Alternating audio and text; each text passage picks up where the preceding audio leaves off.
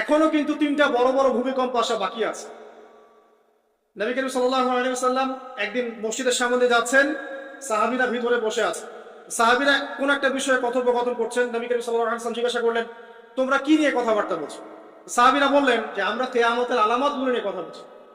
তখন নবীজি বললেন সাল্লাল্লাহু আলাইহি ওয়াসাল্লাম, 10টা আলামত আসার আগে কিয়ামত হবে না। কয়টা আলামত? 10টা। এই 10টা আসার আগ পর্যন্ত কিয়ামত হবে না নিশ্চিত থাকতে পারে, কিন্তু এই 10টা কবে চলে আসবে এর কোনো গ্যারান্টি আছে? নাই। এই 3টা ভূমিকম্প এখনো আসা বাকি আছে। নবীজি বলেছেন একটা পৃথিবীর পূর্ব দিকে হবে। পূর্ব দিক কোন দিক? বাংলাদেশ, পাকিস্তান, মায়ানমার, আপনার শ্রীলঙ্কা, এই পুরো কন্টিনেন্ট পূর্ব দিক, পৃথিবীর পূর্ব দিক। কোন কান্ট্রি এটা বলা হয়নি, পূর্ব দিক বলা হচ্ছে। এবং এখানে ভূমিকম্প বলা হচ্ছে না, বলা হচ্ছে ভূমি ধসে যাবে, মানে পুরো ভূমিটা নিচে চলে যাবে। এখন যারা এগুলো নিয়ে গবেষণা করেন তারাও কিন্তু সেম কথাই বলছেন, খেয়াল করে দেখেন। তারা হয়তো বিজ্ঞানকে ব্যাখ্যা করছেন, কিন্তু হাদিসে কিন্তু এটা বলা আছে। একটা হচ্ছে পৃথিবীর পশ্চিম দিকে, আরেকটা হচ্ছে পৃথিবীর মাঝখানে। মাঝখানে কারা আছে বলেন? মাঝখানে আমাদের আমিরুল মুমিনিনরা আছে নাকি, যারা গান বাজনাকে উন্মুক্ত করে দিচ্ছে, যারা পর্দার শিথিলতা নিয়ে আসছে করছে, এরা আছে, আমিরুল মুমিনিনরা আছে। তো সেখানেও একটা ফিতনা অপেক্ষা করছে, অপেক্ষা করতে থাকেন। তো এই কথাটা বলতে গিয়ে আমি এখানে এসেছি। পৃথিবীতে কিন্তু এখনো 3টা বড় বড় ভূমিকম্প বাকি আছে। আর সর্বশেষ আলামত হচ্ছে ইয়েমেন। ইয়েমেন থেকে একটা আগুন বের হবে, বিশাল আগুন। এই আগুনটা মানব জাতিকে হাসরের মাঠের দিকে তাড়িয়ে নিয়ে যাবে। এই 10টা আলামত না আসা পর্যন্ত কিয়ামত হবে না। অতএব আপনি এখন রিল্যাক্সে নাকে তেল দিয়ে ঘুমান নাকি ভাই? এই 10টা আলামত না আসা পর্যন্ত কিয়ামত হচ্ছে না। তবে এই 10টা আলামত আসার পটভূমি কিন্তু তৈরি হয়ে যাচ্ছে, এটা আমাদের খেয়াল করতে হবে। আচ্ছা আসেন, এই যে শুআয়ব আলাইহিস সালামের কওমকে যে ভূমিকম্প দিয়ে ধ্বংস করা হলো, এই ভূমিকম্প কখন আসে? আল্লাহ পাক বলছেন তার রাসূলের মাধ্যমে, যখন সমাজের মধ্যে পাপ বেড়ে যাবে, অশ্লীলতা বেড়ে যাবে, মানুষ মাদককে হালাল মনে করা শুরু করবে, জিনাকে হালাল মনে করা শুরু করবে, এবং এই যে বেপরদামি বেড়ে যাবে, তখন সমাজের মধ্যে ভূমিকম্প দেখা দিবে, ভূমিধস দেখা দিবে। গান বাজনা, বাদ্যযন্ত্রকে মানুষ হালাল মনে করা শুরু করবে, তখন এগুলো আসবে। তো এগুলো কি আসার বাকি আছে? এখন কি মনে হচ্ছে? আল্লাহ পাক আমাদেরকে হেফাজত করুন, আমিন। বাঁচার উপায় কি? ওই যে বললাম, রব্বানা বলেন, আতিনা মিন লাদুনকা রাহমা ওয়া হাইয়্ লানা মিন আমরিনা রশাদা। এভাবেই ইতিহাস নিজেকে পুনরাবৃত্তি ঘটিয়েছে। এখন আপনার জন্য আমার নসিহত হচ্ছে, নবী সাল্লাল্লাহু আলাইহি ওয়াসাল্লাম বলেছেন, আমি শেষ জামানায় আমার উম্মতের উপর কিছু বিষয় ভয় করি, যে এগুলো আমার উম্মতের মধ্যে ঢুকে যাবে, আমি আশঙ্কা করে ঢুকে যাবে। কি কি বিষয়? 1 নাম্বার, যে আমি আশঙ্কা করি যে আমার উম্মতের মধ্যে মূর্তি পূজা ঢুকে যাবে, মুসলিম কিন্তু স্ট্যাচু ওয়ার্শিপ করবে। 2, আমি আশঙ্কা করি আমার উম্মতের মধ্যে রিয়া ঢুকে যাবে। রিয়াটা কি? লোক দেখানো আমল। রিয়া কি? লোক দেখানো আমল। ছড়িয়ে পড়ে নাই? এগুলো নবী সাল্লাল্লাহু আলাইহি ওয়াসাল্লামের আশঙ্কা ছিল, দেখেন সবগুলো এখন বাস্তব হয়ে গেছে। এভাবেই ইতিহাস রিপিট হয়েছে। আল্লাহ পাক এদেরকেও ধ্বংস করেছেন। এর আগে আল্লাহ পাক নূহ আলাইহিস সালামের কওমকেও ধ্বংস করেছেন। কি কারণে? তারা লাত, এই যে ইয়াগুস, ইয়াউক, নাসর, এরকম কিছু স্ট্যাচু ওয়ার্শিপ করত। এক পর্যায়ে আল্লাহ রাব্বুল আলামিন 950 বছর দাওয়াত দিয়েছেন নূহ আলাইহিস সালাম তার কওমকে। 950 বছর দাওয়াত দেওয়ার পরেও তার কওম যখন আল্লাহর আনুগত্য করলো না, আল্লাহ রাব্বুল আলামিন মহা প্লাবন দিয়ে তাদেরকে ধ্বংস করে দিয়েছে। এভাবেই যুগে যুগে ইতিহাস রিপিট করেছে। আমাদের নবী মুহাম্মদ সাল্লাল্লাহু আলাইহি ওয়াসাল্লামের সময়ও এই হিস্ট্রিটাই ছিল। আবু জাহেল, আবু লাহাব, উতবা, শাইবা যারা ছিল, তারা মূলত সমাজটাকে দ্বিখণ্ডিত করে ফেলেছিল, খণ্ডে খণ্ডে ভাগ করে ফেলেছে। ডিভাইড অ্যান্ড রুলের মতো সমাজে সুদ ছড়িয়ে দিয়েছিল, জেনা ছড়িয়ে দিয়েছিল, পরকীয়া ছড়িয়ে দিয়েছে, এবং শিরক ছড়িয়ে দিয়েছে, এবং গোত্রীয় হানাহানি চলছিল। এরকম একটা অবস্থায় নবী সাল্লাল্লাহু আলাইহি ওয়াসাল্লাম ওই সমাজের মধ্যে আসেন নবী হিসেবে। এসে মাত্র 23 বছর সময় নিয়েছেন। কত বছর? মাত্র 23 বছর। আমাদের তো সমাজ সংস্কারের শতাব্দী পার হয়ে যাচ্ছে, এক একটা রেভলিউশন দেখবেন শতাব্দী পার হয়ে যাচ্ছে, কিন্তু কোনো আলটিমেট রেজাল্ট নাই। নবী সাল্লাল্লাহু আলাইহি ওয়াসাল্লাম 23 বছর সময় নিয়েছেন, মাত্র 23 বছর। এই 23 বছরে কোরআন এবং হাদিস এই দুটোকে হাতে নিয়ে নবী সাল্লাল্লাহু আলাইহি ওয়াসাল্লাম সমাজের প্রত্যেকটা জাহিলিয়াত উপর থেকে সরিয়ে দেন নাই, শেকড় থেকে উপড়ে ফেলেছেন। তবে তিনি যখন ইসলাম প্রতিষ্ঠা করে দিয়ে চলে গেছেন, খোলাফায়ে রাশিদার যুগ চলে গেছে, তারপর উমাইয়া খেলাফত এসেছে প্রায় 100 বছরের মতো, পরে আব্বাসীয় এসেছে প্রায় 550 বছরের মতো, আস্তে আস্তে ফাতেমিরা এসেছে, ওদিকে কর্ডোভার, স্পেনে আন্দালুসে উমাইয়া শাসন ছিল, ওসমানীয়রা এসেছে, এভাবে ইতিহাস চলেছে দীর্ঘদিন, প্রায় 1400 বছর। শেষ পর্যায়ে গিয়ে নবী সাল্লাল্লাহু আলাইহি সাল্লাম কিছু ভবিষ্যৎবাণী করে গেছে, যখন শেষ জামানাগুলো আসবে তখন দেখবে তোমরা সমাজে সুদটা ছড়িয়ে পড়বে বেশি, জেনা ছড়িয়ে পড়বে, অশ্লীলতা ছড়িয়ে পড়বে। তিনি আরো বলেছেন সময়গুলো সংক্ষিপ্ত হয়ে আসবে, মানুষের হঠাৎ মৃত্যুর পরিমাণ বেড়ে যাবে, অনেক কিছু বলে গেছে। দিন চলে যাবে মনে হবে একটা ঘন্টার মতো চলে গেল, বছর চলে যাবে একটা মাসের মতো, মাস যাবে একটা সপ্তাহের মতো। অনেকগুলো সাইন তিনি বলে গেছে। মুসলিমদের মধ্যে বিভক্তি বাড়তে থাকবে, হত্যা হারাজ বাড়বে। হারাজ, হত্যা মানে হারাজ, মানে একজন ব্যক্তিকে হত্যা করা হবে, সে জানবে না আমাকে কেন হত্যা করা হবে, আর একজন ব্যক্তি হত্যা করবে, সেও বুঝবে না কেন তাকে মারলাম। ফাসাদ বাড়তে থাকবে, উঁচু উঁচু অট্টালিকা নির্মাণের প্রতিযোগিতা বাড়তে থাকবে। হচ্ছে না এগুলো?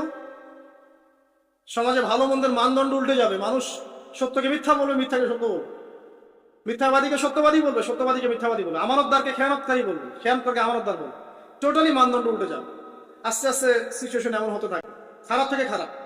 তবে সোনালী সময় কি আর ফিরবে না? তাহলে সময় কি তাহলে আর ফিরবে না? এভাবেই চলবে সবকিছু? না, এভাবে চলবে না ইনশাআল্লাহ। আল্লাহ রাব্বুল আলামিন তার রাসূলের মাধ্যমে জানিয়েছেন এই সবকিছুই সাময়িক, সবকিছু সাময়িক। ইতিহাস আবার পুনরাবৃত্তি ঘটাবে। ইতিহাস সভ্যতা শুরু হয়েছিল একজন নবী দ্বারা, শেষও হবে আরেকজন নবী দ্বারা ইনশাআল্লাহ। আগেকার পোশাক, 1000 বছর আগের পোশাক, শালীন পোশাক, তারা কিন্তু মুসলিম ছিলেন না। আপনি এই ব্যাবিলনের সভ্যতা দেখেন, ব্যাবিলনের সভ্যতা অনেক প্রাচীন, প্রাচীন না? এই সভ্যতার পোশাক দেখবেন এটা অশালীন পোশাক ছিল না। এমনকি আইয়ামে জাহিলিয়াত যেটা আমরা বলি, নবী সাল্লাল্লাহু আলাইহি ওয়াসাল্লাম যখন জন্ম নেননি তার আগের সময়, ওই সময়ও যে মানুষ জেনা করতো, মেয়েকে যে কন্যা সন্তানকে জীবিত দাফন করতো, তারপরেও ওদের পোশাক শালীন ছিল। হঠাৎ করে বিশ্বে একটা সভ্যতা আসলো, তারা বললো যে পোশাক শর্ট হতে হতে হতে হতে এক পর্যায়ে বিকিনি পরে ঘোরা শুরু, এবং এখন সারা বিশ্ব এটা ছড়িয়ে দিচ্ছে, আমরা সবাই ওটাকে গ্রহণ করছি। আবার বলছি 1000 বছরের সাথে। এখন দেখেন আল্লাহ পাক কি বলছেন, ওয়াইদা ফাআলু ফাহিশাতান, ওই সূরার মধ্যে আছে, যখন তারা কোনো ফাহেসা কাজ করে তারা বলে, তারা বলে ওয়াজাদনা আলাইহা আবানা, ওয়াজাদনা আলাইহা আবানা, আমরা এগুলো আমাদের বাপ দাদাদেরকে দেখেছি করতে। যখন তারা কোনো ফাহেসা কাজ করে তারা বলে, অশ্লীল কাজ করলে বলে আমরা এগুলো দেখেছি বাপ দাদা পিতৃপুরুষ থেকে করে আসছে। আল্লাহু আমারনা বিহা, আল্লাহ আমাদেরকে আদেশ করেছে। আল্লাহ বলেন কুল ইন্নাল্লাহা লা ইয়া'মুরু বিল ফাহশা, আল্লাহ পাক কখনো অশ্লীল কাজের আদেশ করতে পারেন না। আচ্ছা, কুলুনা আলাল্লাহি মা লা তা'লামুন, তোমরা কি আল্লাহ সম্পর্কে এমন কথা বলছো যে কথা তোমরা জানো না? আল্লাহ কিসের আদেশ করেন? আল্লাহ বলেন কুল আমারা রাব্বি বিল কিসত, হে নবী বলে দিন আল্লাহ পাক আদেশ করেন ন্যায়, ন্যায় বিচারের আদেশ করেন। ওয়া আকিমু ওয়ুজুহাকুম ইনদা কুল্লি মসজিদ, এবং প্রত্যেক নামাজের ওয়াক্তে নিজের চেহারাটাকে একনিষ্ঠভাবে আল্লাহর দিকে ফেরাবে, এই আদেশ আল্লাহ পাক করেন। ওয়া আকিমু ওয়ুজুহাকুম ইনদা কুল্লি মসজিদ ওয়াদউহু মুখলিসিনা লাহুদ্দিন, এবং একনিষ্ঠভাবে তোমরা আল্লাহকে ডাকবে, দোয়া করবে, এই আদেশ আল্লাহ পাক। আল্লাহ পাক কি অশ্লীল কাজের আদেশ করতে পারে? ইতিহাস পড়ে দেখেন, আমি নিজে হিস্ট্রির ছাত্র, আপনি পড়ে দেখবেন, পুরো ঐতিহাসিক পটভূমি পড়ে দেখবেন, মানুষ এই ঊনবিংশ শতাব্দী আসার আগে এত অশ্লীল ছিল। এখনকার বিশ্বে যত সমস্যা চলছে, কয়েকটা বলি, রিবা বা সুদ, জেনা, তারপরে বেপরদামি অশ্লীলতা, 4 নাম্বার আপনার মাদক, ঠিক আছে, 5 যে বড় মহামারী পর্নোগ্রাফি, যত বড় বড় মেজর সমস্যাগুলো চলছে যেগুলো ইয়াং জেনারেশনকে ধ্বংস করে দিচ্ছে, এগুলোর ম্যাক্সিমাম এসেছে কি চীন থেকে। খেয়াল করে দেখবেন, এগুলো কিন্তু বাংলাদেশ থেকে আসে নাই, আসছে ভারত থেকে আসছে, পাকিস্তান থেকে আসছে, সাবকন্টিনেন্ট থেকে আসে না, এগুলো দেখবেন একটা নির্দিষ্ট জায়গা থেকে আসছে। তো এই কারণে আমাদের সতর্ক দৃষ্টি রাখতে হবে যে বস্তুবাদী উন্নয়ন সবকিছু নয়। হ্যাঁ, আমরা জিডিপি বাড়ালাম, ইন্ডাস্ট্রিজ গড়লাম, মঙ্গলে চলে গেলাম, চাঁদে গেলাম, ওকে ফাইন, এগুলোর কেউ বিরোধিতা করবে না, এটা ভালো, ন্যাশনকে এগিয়ে নিতে হবে, এটাই এডুকেট, তারও নয়, এবং এডুকেটেই করতে হবে, কিন্তু নৈতিকতার বিসর্জন দিয়ে নয়। নৈতিকতার বিসর্জন দিয়ে ধর্ম থেকে দূরে চলে এসে নাস্তিকতায় বিশ্বাসী হয়ে আল্লাহকে বাদ দিয়ে, রাসূলকে বাদ দিয়ে এই বস্তুবাদী উন্নয়ন আমাদের পরকালকে বাঁচাতে পারবে না। পরকালকে বাঁচিয়ে রেখে আমার দুনিয়াকে উন্নয়ন করতে হবে, এবং দুনিয়ার উন্নয়নটা অবশ্যই জরুরি। সারা বিশ্ব যখন এগিয়ে যাচ্ছে, আমরা কেন পিছিয়ে থাকবো? আমি তো এটাও বলি যে এটা অনেক মাদ্রাসার লাইনে যারা আছেন তারা আমার সাথে একটু বিরোধিতা করেন এই বিষয়ে, কিন্তু আমি নিজেই বলি যে সিলেবাসের মধ্যে পরিবর্তন নিয়ে আসার চেষ্টা করতে হবে। শুধুমাত্র এককেন্দ্রিক শিক্ষায় কেন শিক্ষিত হবো? এই যুগে চলার জন্য যে উপকারী জ্ঞানগুলো দরকার সেগুলো শিখতে হবে আমাদেরকে। আমাদের আইসিটির জ্ঞানের দরকার আছে, আমাদের ইংরেজির জ্ঞানের দরকার আছে, ম্যাথামেটিক্স দরকার আছে, সায়েন্সের দরকার আছে, আমাদের তথ্য প্রযুক্তি জানতে হবে, অর্থনীতির জ্ঞানের দরকার আছে, পলিটিক্যাল সায়েন্সের দরকার আছে, জিও পলিটিক্স দরকার আছে। এগুলো বাদ দিয়ে শুধু যদি আমি মুখস্থ করে যাই, এই জ্ঞানটা আমার কি কাজে দেবে আমাকে? এই কথাটা অনেকে নেগেটিভলি নেয়, কিন্তু আমি আসলে তাদের ব্যাপারে তাদের সাথে তর্ক করতে চাই না। আমি আমার কনসেপ্ট লালন করি, আমি এতটুকুই বলছি। এবং যারা শিক্ষিত মহল আছেন, বুদ্ধিজীবী মহল আছেন, যারা দেশ সম্পর্কে ভাবেন, যাদের নিয়ে ভাবেন, উম্মা নিয়ে ভাবেন, তারা কিন্তু আমার সাথে একমত হবে ইনশাআল্লাহ যে আমরা কিন্তু এই জায়গাটাতে পিছায় পড়তেছি। আল্লাহ পাক আমাদেরকে কনস্ট্রাকটিভ সিলেবাসে পড়াশোনা করার তৌফিক দান করুন। এবং জেনারেল লাইন থেকে আপনি বয়কট করে একদম ইয়াতে চলে আসতেছেন কেন? জেনারেল লাইনে পড়ছেন, পড়েন, আপনার এই জ্ঞানটাকে আপনি ইসলামের কল্যাণে কাজে লাগাতে পারবেন না? সবাইকে কি আলেম হতে হবে? সবাইকে মুফতি হবে, মুহাদ্দিস হবে? অর্থনীতিবিদের দরকার আছে না? পলিটিশিয়ানের দরকার আছে না? ডক্টর ইঞ্জিনিয়ার দরকার আছে না? সব সেক্টরের মানুষের দরকার আছে। আপনাদেরকে আপনাদের জায়গায় থাকতে হবে, ওখানে থেকে আপনার ইসলামের খেদমত করবেন, পারবেন না? একজন ডক্টর, তিনি কি ইসলামের খেদমত করতে পারবেন না ভাই? একজন সৎ নেতা, তিনি কি ইসলামের খেদমত করতে পারবেন না? একজন অর্থনীতিবিদ, তিনি যদি আল্লাহ পাকের হালাল হারাম মেনে অর্থনীতির কোনো বিধান চালু করেন, তিনি কি ইসলামের খেদমত করতে পারবেন না? তো সবাইকে কি বক্তা হতে হবে? সবাইকে আলেম হতে হবে? এক নির্দিষ্ট একটা শ্রেণীর মানুষ আলেম হবে, নির্দিষ্ট একটা শ্রেণীর মানুষ প্রশাসনে থাকবে, নির্দিষ্ট একটা শ্রেণীর মানুষ আপনার জনপ্রতিনিধি হবে, নির্দিষ্ট শ্রেণীর মানুষ ইকোনমিক সেক্টরে থাকবে। এইভাবে আমরা একটা জাতি গঠন করব এবং সবাই হবে উভয় দিকে শিক্ষিত। একজন আর্মি অফিসার, তার উচিত হবে ইমামতি করার যোগ্যতা অর্জন করা। একজন ডক্টর, তার উচিত হবে ইমামতি করার যোগ্যতা অর্জন করা।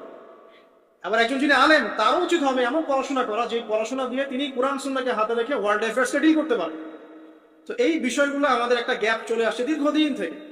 আল্লাহ পাক আমাদেরকে বোঝার তৌফিক দান করুন। আর অ্যাটলিস্ট আমরা যদি নাই পারি, আমাদের দ্বারা যদি কিছু নাই হয়, অ্যাটলিস্ট আমাদের সন্তান সন্ততি যারা আসবে ভবিষ্যতে, আল্লাহ পাক তাদেরকে যেন ইসলামের জন্য কবুল করে নেয়। আমি আর ইসলামের জন্য কবুল করলে কারো কোনো ক্ষতি নাই। ইসলামের আন্ডারে প্রত্যেক অমুসলিমের সর্বোচ্চ অধিকার রক্ষা করা হয়, অন্য কোনো জায়গায় করা হয় না। এবং প্রত্যেকটা ধর্মগ্রন্থের মূল কথাগুলো দেখবেন একই রকম। এক আল্লাহর কথা বলছেন, একজন শেষ নবীর কথা বলছেন, সত্য কথা বলার কথা বলছেন, ন্যায়ের পথে চলার কথা বলছেন। প্রত্যেকটা ধর্মগ্রন্থ পড়ে দেখেন, এই যে ওল্ড টেস্টামেন্ট বলেন, নিউ টেস্টামেন্ট বলেন, বেদ বলেন, আপনি বাইবেল বলেন, পড়েন, একটু পড়েন, তুলনামূলক ধর্মতত্ত্বের বইগুলো পড়েন, দেখবেন অনেক মিল আছে। তো সবাই যদি যার যার ধর্ম পালন করেন, কোনো সমস্যা আছে? সবাই যদি যার যার ধর্মের নৈতিক বিষয়গুলো মেনে চলে, কোনো সমস্যা আছে? এই সহজ সরল কথাগুলো আমরা জনগণকে বোঝাতে ব্যর্থ হচ্ছি। এই সুযোগ নিয়ে এক শ্রেণীর মানুষ এক দলকে আরেক দলের বিরুদ্ধে লাগিয়ে দিচ্ছে, স্বার্থ খুঁজে, নিজের স্বার্থে, দুনিয়ার স্বার্থে। এবং ওই যে বললাম একটা সভ্যতার কথা, ওদের স্বার্থে শান্তিপূর্ণ একটা জনসমষ্টির মাঝে ফাসাদ লাগিয়ে দিচ্ছে উদ্দেশ্যপ্রণীত ভাবে কিছু মানুষ। এদেরকে চিনতে শিখুন, এদেরকে বয়কট করতে শিখুন। আল্লাহ পাক তৌফিক, বোঝার তৌফিক দান। যাক, আমি আর ওদিকে যাচ্ছি না। দেখুন, নবী মুসা আলাইহিস সালামের সময় হিস্ট্রি এভাবে রিপিট হয়েছে। আপনাকে একটা কওমের কথা বলি, এই যে শুআয়ব আলাইহিস সালামের কওম, যাদেরকে মাপে কম দেওয়ার কারণে আল্লাহ পাক ধ্বংস করেছেন। কোন কারণে? মাপে কম দেওয়ার কারণে। আল্লাহ রাব্বুল আলামিন ভূমিকম্প দিয়ে ধ্বংস করেছেন এই প্রথম এই কওমটাকে, যারা ছিল শুআয়ব আলাইহিস সালামের কওম। তাদের অপরাধ খুব বড়সড় ছিল না, কিন্তু আপনি দেখেন তারা শিরকের পাপ করতো, ঠিক আছে, এই পাপটা মোটামুটি ধ্বংসপ্রাপ্ত সব কমই করেছে। এই শিরকের পাপ বাদ দিয়ে তারা আরেকটা বড় পাপ করতো, একটা বড় পাপ। সেটা কি?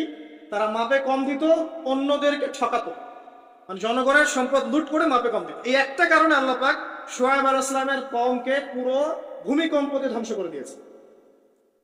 তা আমি আপনাদেরকে জানিয়ে রাখি যে আমি যেহেতু আখিরুজ জামান স্টাডি করেছি বা করছি, এখনো কিন্তু 3টা বড় বড় ভূমিকম্প আসা বাকি আছে। নবী করিম সাল্লাল্লাহু আলাইহি ওয়াসাল্লাম একদিন মসজিদের সামনে যাচ্ছেন, সাহাবীরা ভিতরে বসে আছে। সাহাবীরা কোন একটা বিষয়ে কথোপকথন করছেন। নবী করিম সাল্লাল্লাহু আলাইহি ওয়াসাল্লাম জিজ্ঞাসা করলেন, তোমরা কি নিয়ে কথাবার্তা বলছো? সাহাবীরা বললেন যে আমরা কিয়ামতের আলামতগুলো নিয়ে কথা বলছি।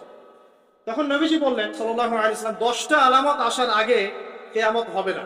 কয়টা আলামত? 10টা। এই 10টা আসার আগ পর্যন্ত কিয়ামত হবে না নিশ্চিত থাকতে পারে, কিন্তু এই 10টা কবে চলে আসবে এর কোনো গ্যারান্টি আছে? নাই। এই 3টা ভূমিকম্প এখনো আসা বাকি আছে। নবীজি বলেছেন একটা পৃথিবী পূর্ব দিকে হবে। পূর্ব দিক কোন দিক? বাংলাদেশ, পাকিস্তান, মায়ানমার, আপনার শ্রীলঙ্কা, এই পুরো কন্টিনেন্ট পূর্ব দিক, পৃথিবীর পূর্ব দিক। কোন কান্ট্রি এটা বলা হয়নি, পূর্ব দিক বলা হচ্ছে। এবং এখানে ভূমিকম্প বলা হচ্ছে না, বলা হচ্ছে ভূমি ধসে যাবে, মানে পুরো ভূমিটা নিচে চলে যাবে। এখন যারা এগুলো নিয়ে গবেষণা করেন তারাও কিন্তু সেম কথাই বলছেন, খেয়াল করে দেখেন। তারা হয়তো বিজ্ঞান দিয়ে ব্যাখ্যা করছেন, কিন্তু হাদিসে কিন্তু এটা বলা আছে। একটা হচ্ছে পৃথিবীর পশ্চিম দিকে, আরেকটা হচ্ছে পৃথিবীর মাঝখানে। মাঝখানে কারা আছে বলেন? মাঝখানে আমাদের আমিরুল মুমিনিনরা আছে নাকি, যারা গান বাজনাকে উন্মুক্ত করে দিচ্ছে, যারা পর্দার শিথিলতা নিয়ে আসছে করছে, এরা আছে, আমিরুল মুমিনিনরা আছে। তো সেখানেও একটা ফিতনা অপেক্ষা করছে, অপেক্ষা করতে থাকেন। তো এই কথাটা বলতে গিয়ে আমি এখানে এসেছি, পৃথিবীতে কিন্তু এখনো 3টা বড় বড় ভূমিকম্প বাকি আছে। আর সর্বশেষ আলামত হচ্ছে ইয়েমেন থেকে একটা আগুন বের হবে, বিশাল আগুন। এই আগুনটা মানব জাতিকে হাসরের মাঠের দিকে তাড়িয়ে নিয়ে যাবে। এই 10টা আলামত না আসা পর্যন্ত কিয়ামত হবে না। অতএব আপনি এখন রিল্যাক্সে নাকে তেল দিয়ে ঘুমান নাকি ভাই? এই 10টা আলামত না আসা পর্যন্ত কিয়ামত হচ্ছে না। তবে এই 10টা আলামত আসার পটভূমি কিন্তু তৈরি হয়ে যাচ্ছে, এটা আমাদের খেয়াল করতে হবে। আচ্ছা আসেন, এই যে শুআয়ব আলাইহিস সালামের কওমকে যে ভূমিকম্প দিয়ে ধ্বংস করা হলো, এই ভূমিকম্প কখন আসে? আল্লাহ পাক বলছেন তার রাসূলের মাধ্যমে, যখন সমাজের মধ্যে পাপ বেড়ে যাবে, অশ্লীলতা বেড়ে যাবে, মানুষ মাদককে হালাল মনে করা শুরু করবে, জিনাকে হালাল মনে করা শুরু করবে, এবং এই যে বেপরদামি বেড়ে যাবে, তখন সমাজের মধ্যে ভূমিকম্প দেখা দিবে, ভূমিধস দেখা দিবে। গান বাজনা বাদ্যযন্ত্রকে মানুষ হালাল মনে করা শুরু করবে, তখন এগুলো আসবে। তো এগুলো কি আসার বাকি আছে? এখন কি মনে হচ্ছে? আল্লাহ পাক আমাদেরকে হেফাজত করুন, আমিন। বাঁচার উপায় কি? ওই যে বললাম, রব্বানা বলেন, আতিনা মিন লাদুনকা রাহমা ওয়া হাইয়্ লানা মিন আমরিনা রাশাদা। এভাবেই ইতিহাস নিজেকে পুনরাবৃত্তি ঘটিয়েছে। এখন আপনার জন্য আমার নসিহত হচ্ছে, নবী সাল্লাল্লাহু আলাইহি ওয়াসাল্লাম বলেছেন, আমি শেষ জামানায় আমার উম্মতের উপর কিছু বিষয় ভয় করি, যে এগুলো আমার উম্মতের মধ্যে ঢুকে যাবে, আমি আশঙ্কা করে ঢুকে যাবে। কি কি বিষয়? 1 নাম্বার, যে আমি আশঙ্কা করি যে আমার উম্মতের মধ্যে মূর্তি পূজা ঢুকে যাবে, মুসলিম কিন্তু স্ট্যাচু ওয়ার্শিপ করবে। 2, আমি আশঙ্কা করি আমার উম্মতের মধ্যে রিয়া ঢুকে যাবে। রিয়াটা কি? লোক দেখানো আমল। রিয়া কি? লোক দেখানো আমল। ছড়িয়ে পড়ে নাই? এগুলো নবী সাল্লাল্লাহু আলাইহি ওয়াসাল্লামের আশঙ্কা ছিল, দেখেন সবগুলো এখন বাস্তব হয়ে গেছে। এভাবেই ইতিহাস রিপিট হয়েছে। আল্লাহ পাক এদেরকেও ধ্বংস করেছেন। এর আগে আল্লাহ পাক নূহ আলাইহিস সালামের কওমকেও ধ্বংস করেছেন। কি কারণে? তারা লাত, এই যে ইয়াগুস, ইয়াউক, নাসর, এরকম কিছু স্ট্যাচু ওয়ার্শিপ করত। এক পর্যায়ে আল্লাহ রাব্বুল আলামিন 950 বছর দাওয়াত দিয়েছেন নূহ আলাইহিস সালাম তার কওমকে। 950 বছর দাওয়াত দেওয়ার পরেও তার কওম যখন আল্লাহর আনুগত্য করলো না, আল্লাহ রাব্বুল আলামিন মহাপ্লাবন দিয়ে তাদেরকে ধ্বংস করে দিয়েছে। এভাবেই যুগে যুগে ইতিহাস রিপিট করেছে। আমাদের নবী মুহাম্মদ সাল্লাল্লাহু আলাইহি ওয়াসাল্লামের সময়ও এই হিস্ট্রিটাই ছিল। আবু জাহেল, আবু লাহাব, উতবা, শাইবা যারা ছিল, তারা মূলত সমাজটাকে দ্বিখণ্ডিত করে ফেলেছিল, খণ্ডে খণ্ডে ভাগ করে ফেলেছে, ডিভাইড অ্যান্ড রুলের মতো। সমাজে সুদ ছড়িয়ে দিয়েছিল, জেনা ছড়িয়ে দিয়েছিল, পরকিয়া ছড়িয়ে দিয়েছে, এবং শিরক ছড়িয়ে দিয়েছে, এবং গোত্রীয় হানাহানি চলছিল। এরকম একটা অবস্থায় নবী সাল্লাল্লাহু আলাইহি ওয়াসাল্লাম ওই সমাজের মধ্যে আসেন নবী হিসেবে। এসে মাত্র 23 বছর সময় নিয়েছেন। কত বছর? মাত্র 23 বছর। আমাদের তো সমাজ সংস্কারের শতাব্দী পার হয়ে যাচ্ছে। এক একটা রেভলিউশন দেখবেন শতাব্দী পার হয়ে যাচ্ছে, কিন্তু কোনো আলটিমেট রেজাল্ট নাই। নবী সাল্লাল্লাহু আলাইহি ওয়াসাল্লাম 23 বছর সময় নিয়েছেন, মাত্র 23 বছর। এই 23 বছরে কোরআন এবং হাদিস এই দুটোকে হাতে নিয়ে নবী সাল্লাল্লাহু আলাইহি ওয়াসাল্লাম সমাজের প্রত্যেকটা জাহিলিয়াত উপর থেকে সরিয়ে দেন নাই, শেকড় থেকে উপরে ফেলেছে। তবে তিনি যখন ইসলাম প্রতিষ্ঠা করে দিয়ে চলে গেছেন, খোলাফায়ে রাশিদার যুগ চলে গেছে, তারপর উমাইয়া খেলাফত এসেছে প্রায় 100 বছরের মতো, পরে আব্বাসীয় এসেছে প্রায় 550 বছরের মতো, আস্তে আস্তে ফাতেমিরা এসেছে, ওদিকে কর্ডোভার, স্পেনে আন্দালুসিয়া উমাইয়া শাসন ছিল, ওসমানীয়রা এসেছে। এভাবে ইতিহাস চলেছে দীর্ঘদিন, প্রায় 1400 বছর। শেষ পর্যায়ে গিয়ে নবী সাল্লাল্লাহু আলাইহি ওয়াসাল্লাম কিছু ভবিষ্যৎবাণী করে গেছে, যখন শেষ জামানাগুলো আসবে তখন দেখবে তোমরা সমাজে সুদটা ছড়িয়ে পড়বে বেশি, জেনা ছড়িয়ে পড়বে, অশ্লীলতা ছড়িয়ে পড়বে। তিনি আরো বলেছেন সময়গুলো সংক্ষিপ্ত হয়ে আসবে, মানুষের হঠাৎ মৃত্যুর পরিমাণ বেড়ে যাবে, অনেক কিছু বলে গেছে। দিন চলে যাবে মনে হবে একটা ঘন্টার মতো চলে যাবে, বছর চলে যাবে একটা মাসের মতো, মাস যাবে একটা সপ্তাহের মতো। অনেকগুলো সাইন তিনি বলে গেছে। মুসলিমদের মধ্যে বিভক্তি বাড়তে থাকবে, হত্যা, হারাজ বাড়বে। হারাজ, হত্যা মানে হারাজ, মানে একজন ব্যক্তিকে হত্যা করা হবে, সে জানবে না আমাকে কেন হত্যা করা হবে, আর একজন ব্যক্তি হত্যা করবে, সেও বুঝবে না কেন তাকে মারলাম। ফাসাদ বাড়তে থাকবে, উঁচু উঁচু অট্টালিকা নির্মাণের প্রতিযোগিতা বাড়তে থাকবে। হচ্ছে না এগুলো?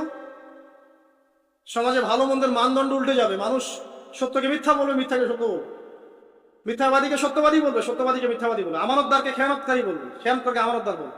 টোটালি মানদণ্ড উল্টে যাবে। আস্তে আস্তে সিচুয়েশন এমন হতে থাকে, খারাপ থেকে খারাপ। তবে সোনালী সময় কি আর ফিরবে না? তাহলে সময় কি তাহলে আর ফিরবে না? এভাবেই চলবে সবকিছু? না, এভাবে চলবে না ইনশাআল্লাহ। আল্লাহ রাব্বুল আলামিন তার রাসূলের মাধ্যমে জানিয়েছেন এই সবকিছুই সাময়িক, সবকিছু সাময়িক। ইতিহাস আবার পুনরাবৃত্তি ঘটাবে। ইতিহাস সভ্যতা শুরু হয়েছিল একজন নবী দ্বারা, শেষও হবে আরেকজন নবী দ্বারা ইনশাআল্লাহ।